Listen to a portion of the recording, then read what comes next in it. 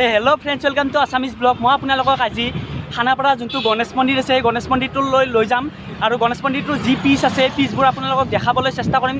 Actually মই আজি এখন গাড়ী ল'লোঁ, চ' গাড়ীখনে পূজা কৰিম আৰু আপোনালোককো এই যোনটো গণেশ মন্দিৰৰ যোনটো পিচ আছে, সেই পিচটো দেখাবলৈ ট্ৰাই কৰিম। একচুৱেলি মই এতিয়া আপোনালোকৰ খানাপাৰা যোনটো অভাৰব্ৰিজ আছে, অভাৰব্ৰিজত আছোঁ, আপুনি দেখা পাইছে।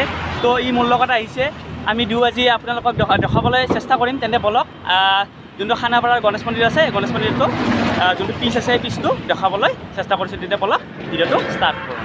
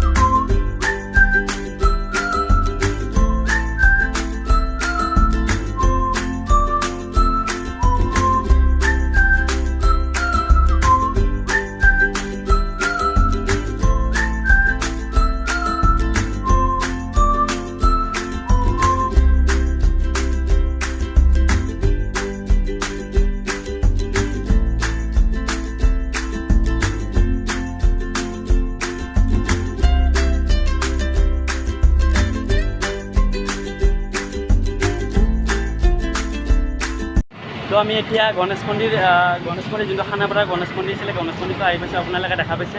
আৰু মই বেছি কথা নাপাতোঁ, আপোনালোকক আজি মন্দিৰটো মই দেখাম। আৰু তেতিয়াহ'লে বলক মন্দিৰটো আপোনালোকক মই আজি দেখাওঁ।